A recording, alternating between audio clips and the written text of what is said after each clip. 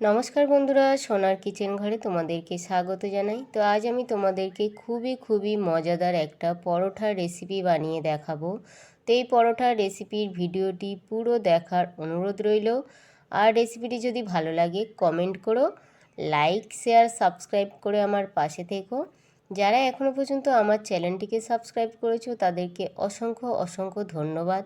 যারা এখনও আমার চ্যানেলটিকে সাবস্ক্রাইব করনি, অনুরোধ রইল আমার চ্যানেলটিকে সাবস্ক্রাইব করে আমার পাশে থাকার জন্য। যারা আমার ফেসবুক পেজ থেকে দেখছো তাদের কাছে অনুরোধ রইল ফেসবুক পেজটা একটা লাইক দিয়ে একটু ফলো করে দেওয়ার জন্য। তো পরোটাটি বানানোর জন্য এখানে দেখো আমি এক বাটি সাবুদানা নিয়েছি, আর আমি বড় দানাটা নিয়েছি। তো এই সাবুদানাটা আমি এখানে দেখো গ্যাসের মধ্যে একটা কড়াই বসিয়ে দিয়েছি।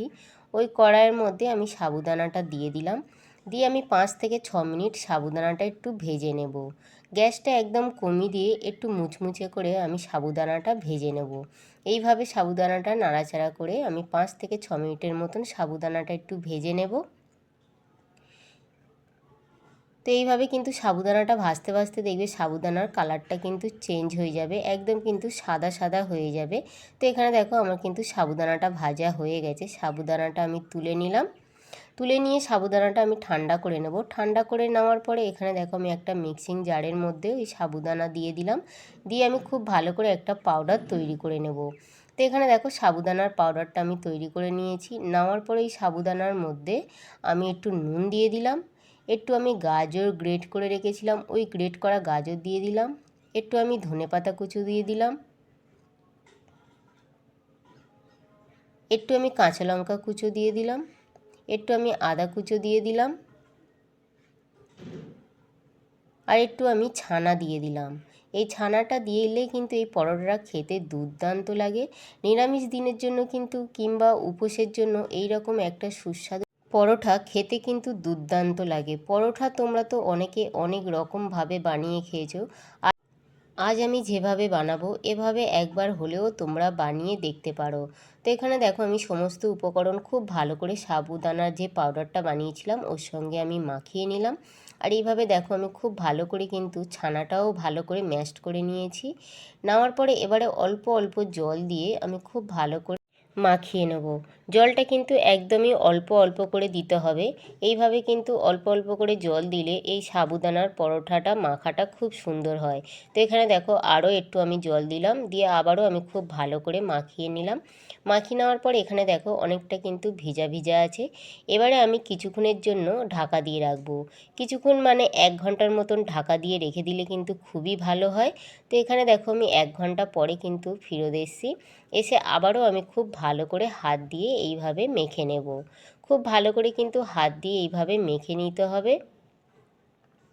তো এখানে দেখো আমি কিন্তু মেখে মেখে একটা ডো তৈরি করে নিয়েছি, আর ডোটা ঠিক এইভাবে তৈরি করে নিয়েছি আমি। আর দেখো ডোটা ঠিক এইরকম আছে, একদম কিন্তু নরম নয়।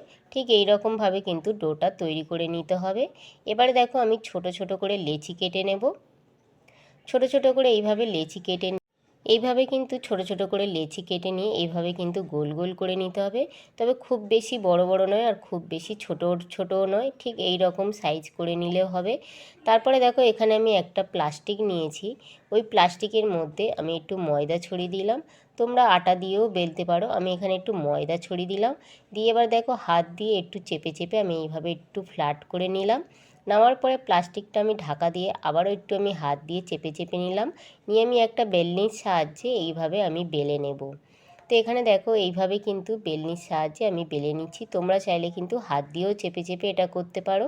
তো এখানে দেখো আমি বেলনির সাহায্যে যেহেতু করলাম খুব তাড়াতাড়ি হয়ে যাবে পরোটাটা বেলা, যার জন্য আমি একটা বেলনির সাহায্যে এইভাবে বেলে নিলাম। তো এখানে দেখো আমার কিন্তু একটা পরোটা বেলা রেডি হয়ে গেছে। বাকি পরোটাগুলো আমি একইভাবে বেলে নেব। তারপরে দেখো আমি গ্যাসের মধ্যে একটা তাওয়া বসিয়ে দিয়েছি। ওই তাওয়াটা গরম হয়ে যাওয়ার পরে আমি একটা পরোটা দিয়ে দিলাম। আর এই পরোটাটা কিন্তু একদম গ্যাসটা কমিয়ে দিয়ে দিয়ে ভাজতে হবে, যেহেতু আমি এটা সাবুদানার পরোটা বানাচ্ছি, যার জন্য কিন্তু একটু সময় দিয়ে ভাজতে হবে। তো একটা দিক দেখো একটু হয়ে যাওয়ার পরে আমি আর একটা দিক উল্টে দিলাম। উল্টে দেওয়ার পরে যে দিকটা একটু হয়ে গেছে ওই দিকটা আমি একটু ঘি লাগিয়ে নিচ্ছি। তবে তোমরা চাইলে কিন্তু এটা তেল দিয়েও ভাজতে পারো। তো আজ আমি এই সাবুদানার পরোটাটা ঘি দিয়ে ভাজবো। তো এখানে দেখো একটা দিক খুব ভালো করে ঘি লাগানো হয়ে গেছে। খুব খুব ভালো করে ঘি লাগানো হয়ে যাওয়ার পরে আমি আবারও আরেকটা দিক উল্টে দেব। আরেকটা দিক উল্টে দেওয়ার পরে এই দিকটাতেও আমি একইভাবে ঘিটা লাগিয়ে নেব।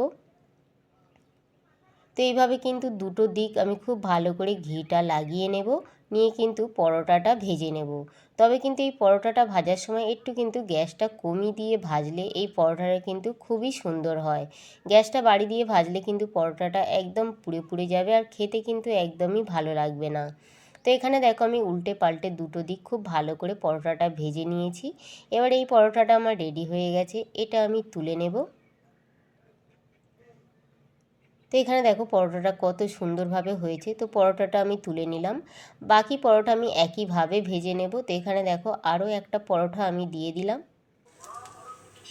এখানে আরও একটা পরোটা দেওয়ার পরে দেখো একটা দিক একটু হয়ে যাওয়ার পরে আরও একটা দিক আমি উল্টে দিলাম। এইভাবে কিন্তু গ্যাসটা কমিয়ে উল্টে পাল্টে এই পরোটাটা ভাজতে হবে। তারপরে দেখো আবারও সেম প্রসেসে আমি একটু ঘি লাগিয়ে দিলাম।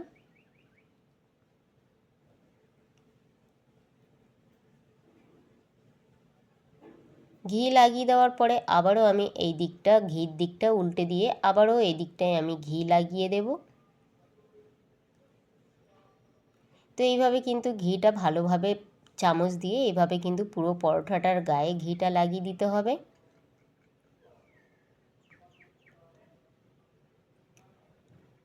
তো এখানে দেখো এরকম উল্টে পাল্টে আমি পরোটাটা ভেজে নেব।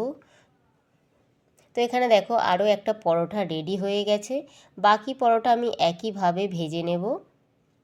তো এখানে দেখো আমার কিন্তু পরোটাগুলো পুরো রেডি হয়ে গেছে পরিবেশন করার জন্য, আর কত সুন্দর দেখো দেখতে লাগছে। তো একে একে পুরো পরোটাটা আমি ভেজে নিয়েছি। তো এখানে আমার পরিবেশন করার জন্য পুরো পরোটা রেডি হয়ে গেছে, আর আমি তোমাদেরকে একটা একটু দেখাবো। এখানে দেখো পরোটাটা কত নরম হয়েছে, আমি হাত দিয়ে চিপছি, দেখো পরোটাটা না ভাঙবে না দুমড়াবে না কিছু হবে, এত সুন্দর লাগে এই পরোটাটা খেতে। তো আগে যদি তোমরা এইভাবে সাবুদানা দিয়ে পরোটা না বানিয়ে থাকো, একবার হলেও কিন্তু আমার মতন করে বানিয়ে দেখতে পারো। আশা করি ছোট থেকে বড় সবাইয়ের কিন্তু ভীষণ ভীষণ ভালো লাগবে।